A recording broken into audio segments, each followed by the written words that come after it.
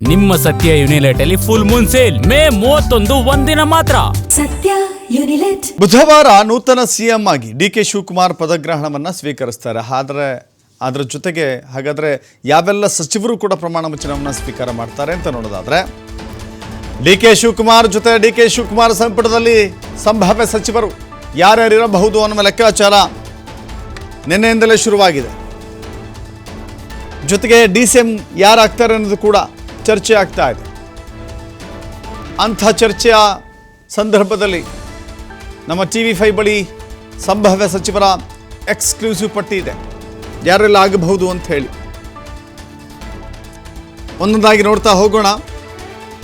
ಸಂಭಾವ್ಯ ಸಚಿವರು ಡಿಕೆ ಶಿವಕುಮಾರ್ ಮುಖ್ಯಮಂತ್ರಿ ಆದರೆ KJ ಜಾರ್ಜ್ ಕೂಡ ಸಚಿವರಾಗ್ತಾರೆ. KJ ಜಾರ್ಜ್ ಅನುಭವ ಇದೆ, ಸುದೀರ್ಘ ಕಾಂಗ್ರೆಸ್ನ ಸೇವೆ ಇದೆ. ಇನ್ನು ಡಾಕ್ಟರ್ G. ಪರಮೇಶ್ವರ್ ಕೊರಟಗೆರೆಯಿಂದ ಗೆದ್ದಿದ್ದಾರೆ, ಮುಖ್ಯಮಂತ್ರಿಯಾಗುವ ಅವಕಾಶವನ್ನು ಕಳೆದುಕೊಂಡಿದ್ದಾರೆ. ಈಗಲಾದರೂ ಕೂಡ ಪರಮೇಶ್ವರ್ ಅವರಿಗೆ DCM ಸ್ಥಾನ ಸಿಗುತ್ತೋ ಸಿಗಲ್ವೋ ಅನ್ನೋದಿದೆ. ಪ್ರಿಯಾಂಕಾ ಖರ್ಗೆ ಕೂಡ ಈ ಹೊಸ ಮುಖ್ಯಮಂತ್ರಿಯ ಸಂಪುಟದಲ್ಲಿ ಸಚಿವರಾಗುವ ಅವಕಾಶಗಳಿದ್ದಾವೆ. ಇನ್ನು ಲಕ್ಷ್ಮೀ ಹೆಬ್ಬಾಳ್ಕರ್ ಎರಡನೇ ಅವಧಿಗೂ ಮುಂದುವರಿತಾರಾ ಅಂತ ಹೇಳಿದ್ರೆ ಹೌದು, ಮುಂದುವರಿತಾರೆ ಅಂತ ಹೇಳಲಾಗ್ತಾ ಇದೆ. ಎರಡನೇ ಅವಧಿಗೂ ಕೂಡ ಮುಂದುವರಿತಾರಂತೆ. ಇನ್ನು ರೂಪಾ ಶಶಿಧರ್ KGFನ ಶಾಸಕಿ, ಅವರು ಕೂಡ ನೂತನವಾಗಿ ಸಚಿವರಾಗಬಹುದು ಅನ್ನೋ ಲೆಕ್ಕಾಚಾರ ಇದೆ. ಇನ್ನು ಸತೀಶ್ ಜಾರಕಿಹೊಳಿ ಅತ್ಯಂತ ಸ್ಟ್ರಾಂಗೆಸ್ಟ್ ಲೀಡರ್, ಈ ಸರ್ಕಾರದ ಅತ್ಯಂತ ಸ್ಟ್ರಾಂಗೆಸ್ಟ್ ಲೀಡರ್ ಅಂದರೆ ಅದು ಸತೀಶ್ ಜಾರಕಿಹೊಳಿ, ಅವರು ಕೂಡ ಸಚಿವ ಸಂಪುಟದಲ್ಲಿರ್ತಾರೆ. ಇನ್ನು ಯತೀಂದ್ರ ಸಿದ್ದರಾಮಯ್ಯ MLC ಆಗಿದ್ದಾರೆ, ಅವರು ಕೂಡ ಸಚಿವರಾಗುವಂಥ ಅವಕಾಶಗಳಿದ್ದಾವೆ. ಇನ್ನು ಜಮೀರ್ ಅಹಮದ್ ಖಾನ್ ಸಚಿವರಿದ್ದಾರೆ, ಇದ್ದರೂ ಕೂಡ ಈಗ DK ಶಿವಕುಮಾರ್ ಸಂಪುಟದಲ್ಲೂ ಕೂಡ ಸಚಿವರಾಗಿ ಸ್ಥಾನವನ್ನು ಪಡೆದುಕೊಳ್ಳೋರಿದ್ದಾರೆ. N. ಚಲುವರಾಯಸ್ವಾಮಿ ಬಹುತೇಕ ಕ್ಯಾಬಿನೆಟ್ ರೀಶಫಲ್ ಆದರೆ ಚಲುವರಾಯಸ್ವಾಮಿಯನ್ನು ಕೈ ಬಿಡ್ತಾರೆ ಅಂತ ಹೇಳಲಾಗ್ತಾ ಇತ್ತು. ಅಗೇನ್ ಅವರ ಹೆಸರಿದೆ. ಬೈರತಿ ಸುರೇಶ್ ಹೆಸರು ಕೂಡ ಅಚ್ಚರಿ ಅಂತ ಅನಿಸುತ್ತೆ. ಯಾಕಂದರೆ ಬೈರತಿ ಸುರೇಶ್ ಅವರನ್ನು ರೀಪ್ಲೇಸ್ ಮಾಡಿ ಅದೇ ಸಮುದಾಯದ ರಾಘವೇಂದ್ರ ಹಿಟ್ನಾಳ್ ಅವರಿಗೆ ಅವಕಾಶ ಸಿಗುತ್ತೆ ಅಂತ ಹೇಳಲಾಗ್ತಾ ಇದೆ. ರಾಘವೇಂದ್ರ ಹಿಟ್ನಾಳ, ಬೈರತಿ ಸುರೇಶ ನೋಡಬೇಕಾಗಿದೆ. ಇನ್ನು ಸ್ಪೀಕರ್ ಆಗಿದ್ದಂತಹ UT ಖಾದರ್ ಈಗ ಸಚಿವ ಸಂಪುಟಕ್ಕೆ ಸೇರ್ಪಡೆ ಆಗ್ತಾರೆ. ಇನ್ನು ಕೃಷ್ಣ ಬೈರೇಗೌಡ, ದಿನೇಶ್ ಗುಂಡೂರಾವ್, N.A. ಹ್ಯಾರಿಸ್, ಈ ಇಡೀ ಪಟ್ಟಿಯನ್ನು ನೋಡ್ತಾ ಹೋದರೆ ನಿಜಕ್ಕೂ ಕೂಡ ಇದು ಯಾರ ಪಟ್ಟಿ ಅನ್ನೋದು ಕೂಡ ಕನ್ಫ್ಯೂಷನ್ ಆಗುತ್ತೆ.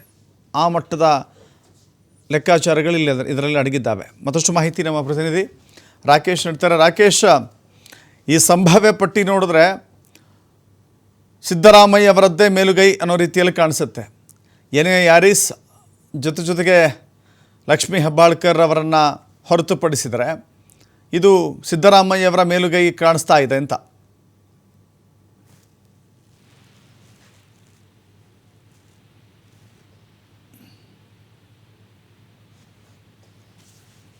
ಓಕೆ,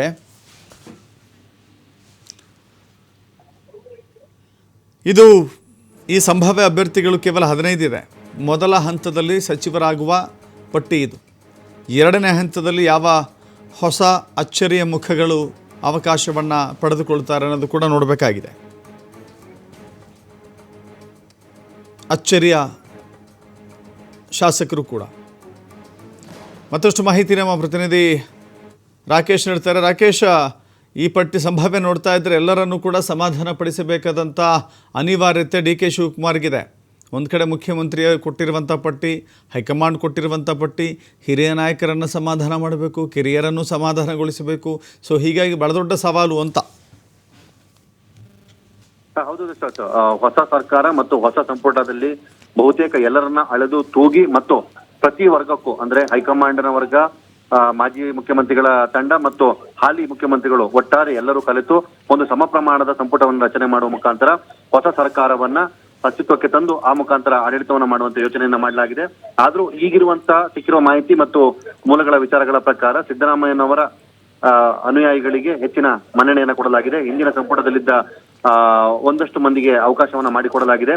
ಹೊಸಬರಿಗೂ ಕೂಡ ಅವಕಾಶವನ್ನ ಮಾಡಿಕೊಡುವ ಮುಖಾಂತರ ಹಳೆಯ ಮತ್ತು ಹೊಸ ಬೇರುಗಳನ್ನ ಒಟ್ಟಿಗೆ ಸೇರಿಸಿ ಹೊಸ ಆಡಳಿತವನ್ನು ಕೊಡುವ ಪ್ರಯತ್ನವನ್ನ ಡಿ ಕೆ ಶಿವಕುಮಾರ್ ಅವರು ಮಾಡಬಹುದು ಅನ್ನುವಂಥ ನಿರೀಕ್ಷೆಯನ್ನ ಮಾಡಲಾಗ್ತಾ ಇದೆ. ಸಚಿವ ಸಂಪುಟದ ಲೆಕ್ಕಾಚಾರ ಮತ್ತು ಅವುಗಳನ್ನ ಸಚಿವರನ್ನ ಸಿದ್ಧಪಡಿಸುವಂತ ಪ್ರಕ್ರಿಯೆ ಇನ್ನೂ ಅಂತಿಮಗೊಂಡಿಲ್ಲ. ಆದ್ರೂ ಇರುವುದರ ಪ್ರಕಾರದಲ್ಲಿ ಈ ಒಂದು ಹೊಸ ಸಮ್ಮೇಳನದ ಸಾಧ್ಯತೆಗಳು ಹೆಚ್ಚಾಗ್ತಾ ಇದೆ. ಇನ್ನೇನು ಕೆಲವೇ ಕ್ಷಣಗಳಲ್ಲಿ ಸಚಿವ ಸಂಪುಟ ಕ್ಷಮಿಸಿ ಶಾಸಕಾಂಗ ಪಕ್ಷದ ಸಭೆಗೆ ಸಿದ್ಧತೆಯನ್ನ ಮಾಡ್ಕೊಳ್ಳಲಾಗ್ತಾ ಇದೆ. ಅದಕ್ಕೆ ಸಂಬಂಧಪಟ್ಟಂತೆ ಎಲ್ಲಾ ತಯಾರಿಗಳು ನಡೀತಾ ಇದೆ. ಶಾಸಕರು ಕೂಡ ಬರ್ತಿದ್ದಾರೆ. ಇಲ್ಲಿ ಶಾಸಕರ ಒಂದು ವೋಟಿಂಗ್ ಅನ್ನ ನಡೆಸುವ ಮುಖಾಂತರ ಅಥವಾ ಅವರ ವಿಚಾರವನ್ನ ತೆಗೆದುಕೊಳ್ಳುವ ಮುಖಾಂತರ ನಂತರ ಶಾಸಕಾಂಗ ಪಕ್ಷದ ನಾಯಕರನ್ನ ಮಾಡಬೇಕಾಗುತ್ತೆ.